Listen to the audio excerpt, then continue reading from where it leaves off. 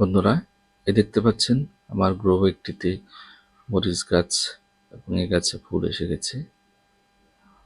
তো আমরা আজকে এই গাছের গোড়ায় সার প্রয়োগে পরিচর্যা করব এবং বিভিন্ন রোগ পোকা যে সমস্ত মরিচ গাছে আক্রমণ করে তা নিয়ে আলোচনা করব এবং তার প্রতিকার কিভাবে আমরা করতে পারবো। সম্পূর্ণ ভিডিওটি দেখুন, তাহলে বুঝতে পারবেন।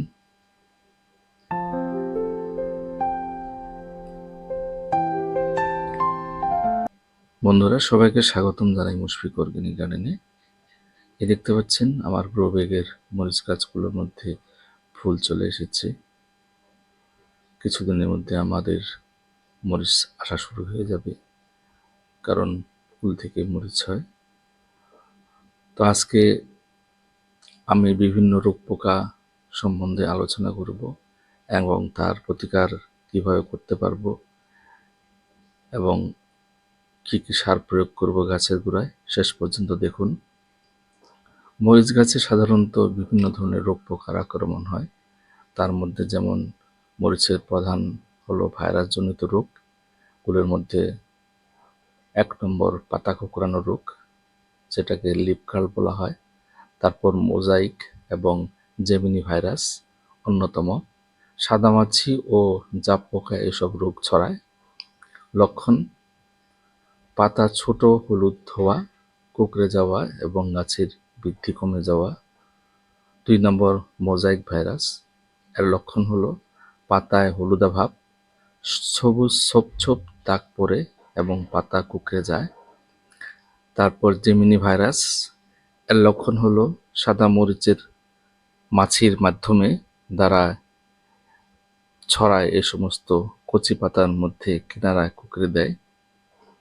তারপর ব্যাকটেরিয়া জনিত রোগ। তো প্রধান যে ব্যাকটেরিয়াটি, তার নাম হলো ফিউজেরিয়াম অক্সিস্পোরাম ব্যাকটেরিয়া। এই ব্যাকটেরিয়া এই মরিচ গাছে রোগ ছড়ায়, যেটি হলো ঢলে পড়া রোগ বা ওয়াইল্টিং। প্রধানত আরেকটি ছত্রাকের আক্রমণেও হয়, যেটাকে বলা হয় রালস্টোনিয়া সলানেসিয়াম। তো এই ব্যাকটেরিয়াগুলো মাটিবাহিত রোগের কারণে হয়ে থাকে, যা গাছের জল পরিবহন নালী বন্ধ করে হঠাৎ বা ধীরে ধীরে পুরো গাছকে শুকিয়ে মেরে ফেলে। পাতা হলদে হয়ে ঝুলে পড়ে যায় এবং গোড়া পচে যায়। এর প্রতিকার আমরা করতে পারবো কপার অক্সিক্লোরাইড বা ট্রাইকোডার্মা ব্যবহার করে।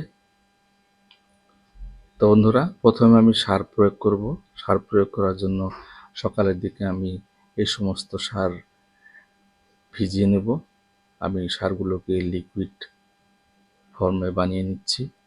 তো আমি এখানে আমার বালতিতে জল আছে, এই জলে আমি 3 মুঠো পটাশিয়াম বা যেটাকে পটাশ বলা হয়, অর্গানিক পটাশ, এটি গ্রেনুলস আকারে থাকে, আমি 3 মুঠো দিয়ে দিলাম বালতিতে।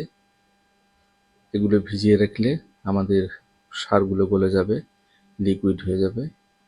তারপর আমি নিয়ে নিচ্ছি সিউইড, যেটাকে সি সিক্রেটও বলা হয়। এই সিউইডের মধ্যে একটি গাছের জন্য যত ধরনের মাইক্রোনিউট্রিয়েন্টসের প্রয়োজন, সমস্ত ধরনের মাইক্রোনিউট্রিয়েন্টস এই সিউইডে থাকে। এটি একটি খুব গুরুত্বপূর্ণ সার। এটি আমি 1 মুঠো দিয়ে দিলাম। তো আপনারাও এই সিউইড বা সি সিক্রেট যে কোনো গাছে প্রয়োগ করতে পারেন। অর্গানিক সার এটি একটি। তারপর আমি দিয়ে দিচ্ছি রক ফসফেট, এটি ফসফেট সার। এটি পাউডার ফর্মে থাকে, এটি আমি 3 মুঠো দিয়ে দেব। অনেক গাছে আমি প্রয়োগ করব, যার জন্য আমি 3 মুঠো করে নিয়ে নিচ্ছি। তো এইভাবে আপনারাও লিকুইড সার বানিয়ে নিতে পারবেন, কারণ লিকুইড সার বানিয়ে নিলে আমাদের গাছগুলো দ্রুত গতিতে টানতে পারবে, কারণ এগুলো গ্রেনুলস আকারে থাকে। গ্রেনুলসগুলো ভিজতে সময় লাগে, গলতে সময় লাগে। তারপর আমি দিয়ে দিচ্ছি humic acid plus fulvic acid 98। এটি একটি মিউজিক সার, যা গাছকে মজবুত করে, শিকড়কে মজবুত করে, গাছকে দ্রুত গতিতে নিউট্রিয়েন্টস টানতে সাহায্য করে, গাছের খিদেকে বাড়ায়। তো এটি আমি এখন ভিজিয়ে সকালে রেখে দিচ্ছি, তারপর বিকেলবেলা আমি ব্যবহার করব। তারপর এখানে আমি কিছু আরও জল নিয়েছি এবং গুলিয়ে নিলাম। তারপর এখানে আমার মরিচ গাছগুলোর মধ্যে প্রয়োগ করে দিতেছি। তো এইভাবে আপনারাও প্রয়োগ করবেন।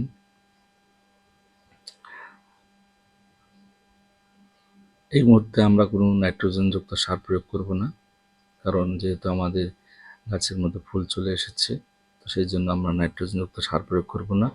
আমরা শুধুমাত্র ফসফেট, পটাশ এবং মাইক্রোনিউট্রিয়েন্টস ব্যবহার করতে পারবো। নাইট্রোজেন সার ব্যবহার করলে আমাদের ফুলের জায়গায় ডালপালা ছড়াবে বেশি। তো বন্ধুরা, আমি যে ঢলে পড়া রোগের কথা বলছিলাম, কপার অক্সিক্লোরাইড, যেটি ব্লাইটক্সের মধ্যে থাকে। ব্লাইটক্স একটি ছত্রাকনাশক। সেই ছত্রাকনাশকটি আপনারা যদি ব্যবহার করেন গাছের গোড়ায়, আপনাদের গাছ সুস্থ সবল হয়ে উঠবে। বা ট্রাইকোডার্মা প্রয়োগ করতে পারেন। তারপর আমি যে সমস্ত পাতা কুঁকড়ানো আছে সেই সমস্ত রোগের আক্রমণ থেকে গাছকে রক্ষা করার জন্য আমি এই দেখতে পাচ্ছেন আমার কাছে, এটি হচ্ছে অ্যাডমায়ার। এটি পাউডার ফর্মে আছে।